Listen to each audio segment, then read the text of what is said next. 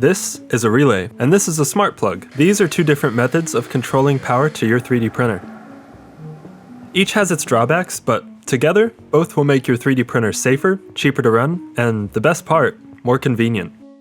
The Relay V1.2 by BIGTREETECH comes with some cool safety features and the needed flexibility for more complicated setups. It can power off your printer, detect short circuits on your motherboard, and let your printer know when there has been a power loss. Its downside is that it is time-consuming to implement, requires some specialized tools to install it properly, and comes with the danger of working with mains voltage. The smart plug, on the other hand, is very easy to install.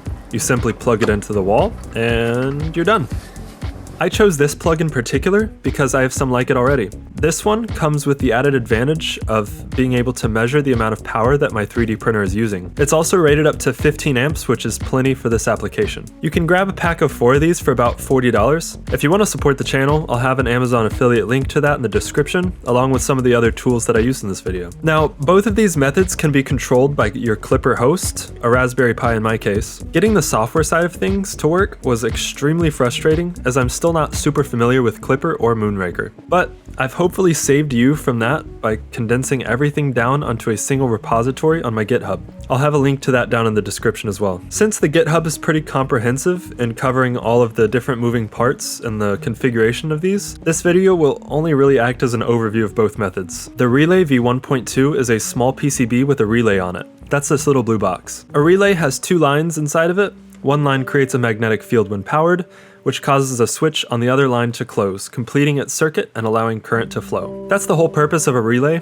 to use a small current, like one from a microcontroller, to control a big current, like the AC mains voltage. The relay can be wired up between your 3D printer's power switch and power supply unit. Installing it like this allows you to mechanically cut power to your entire printer, the relay included. This is both safer and practical. The relay itself is toggled by a small microcontroller on the board. We can tell this microcontroller to toggle the relay switch by sending signals to it from either our motherboard or a Raspberry Pi. In this video, I'll be using a Raspberry Pi to do that, as using my stock motherboard would take much more effort. Now, as a reminder, we are going to be working on a device that interacts with mains voltage. So the first thing I did was design a case for it to remove the likelihood of starting a fire or shocking myself. The lid has some text on top reminding you of the AC voltage and indicating which side is AC and which side has the controls. It also has slots for the wiring and snaps to the base without any extra mounting hardware. The case used in this video was a little too small, but I fixed that in the second version, which is posted on Printables. There's a link to that in the description if you want to use it. Now that I had a layer of insulation achieved, it was time to wire up the board. I started by disconnecting my printer from the power and waiting a few minutes to make sure all capacitors inside the power supply unit were discharged.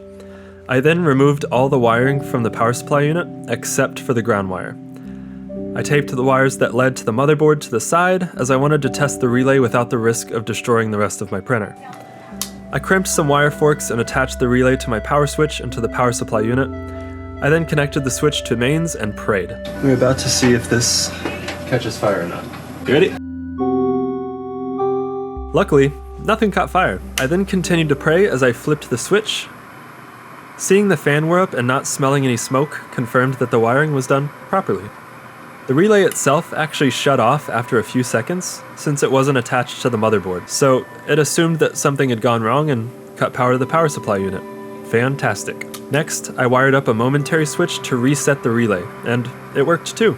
Next, I wired up the motherboard now that I was confident I wouldn't break it, and I continued to test things. Each time, I was making sure that I was turning off and unplugging the printer, and giving the power supply time to discharge. There are some really cool ways to die, and this is not one of them, so be careful. The next step was to wire up the power off signal line. This is the line that lets the Pi talk to the microprocessor on the relay, which shuts the relay off. There are also headers for the short circuit detection and power loss detection, which I cover on GitHub. Now, if you plan to install the Relay V1.2, then please do it properly. Make sure your wires are rated for much higher than 120 volts. Mine were about 600 volts. Make sure they're thick enough for currents passing through them. 14 gauge is a safe bet and should work for this. Make sure that the wires you're using are stranded and not solid core. And don't do any soldering, it's just gonna ruin the crimp connections. Use proper crimp tools and connectors. If you need any of the tools I used, I put links in the description so you can at least get an idea of what you might need. If you skimp out on this part, you're only encouraging a critical failure that could lead to a dangerous situation.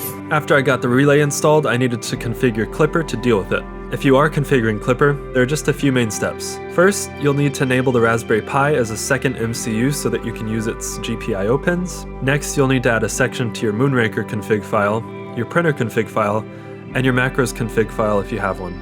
All the info for these can be found in the GitHub. You'll just have to copy paste and do a little bit of adjusting. The configuration I've provided sets the printer up so that 5 minutes after a print is finished, the printer decides that it is idle, and then 10 minutes after it's been idle, the relay will cut power to the printer. To turn the printer back on, you just click the switch within your web interface to tell the relay that it's allowed to turn back on, and then you'll just press the momentary switch to reset the relay.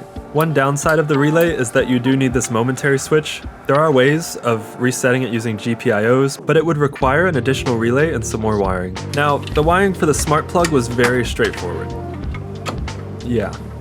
The configuration for the smart plug is very similar to the relay, but you don't need to configure the Raspberry Pi as an MCU. You just need to have one of the many brands supported by Moonraker and be able to get the IP address of it. Otherwise, it's the same as the relay, just without the added safety features. Again, one of the great features of the smart plug I got is that it can monitor the energy consumption of my printer. This can give you an idea of the amount of power your printer is using. It's also pretty cool that my printer is now voice controlled. Alexa, turn on my 3D printer.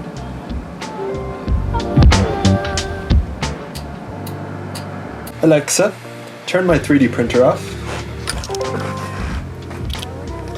So, my setup moving forward is going to combine both the relay for its safety features and the smart plug for its convenience. While the relay itself can cut power to the printer, I don't like having to press the momentary switch when I want to turn things back on. But while the smart plug is much more convenient than the relay and doesn't require any of the installation or the dangers of working with mains voltage, it can't detect short circuits or check if there's power to the motherboard. So the relay is really good for these conditional situations. That's why I'm choosing to use the both of them moving forward. If you want to support the channel, then the best way to do that is by interacting. I made this YouTube channel so that I could meet some really cool people and work on projects that others were interested in. Leave a comment, recommend a project, or give some positive or negative feedback. Everything helps a ton. I can't wait to see you all for the next project. Bye.